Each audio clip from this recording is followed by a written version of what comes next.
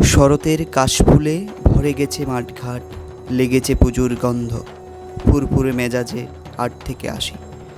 আজ মহালয়া, পিতৃপক্ষের অবসান এবং মাতৃপক্ষের শুভ সূচনা। দর্শক বন্ধুরা, আপনাদের সকলকে জানাচ্ছি সুরজিৎ ব্লগের পক্ষ থেকে মহালয়ার অনেক অনেক শুভেচ্ছা।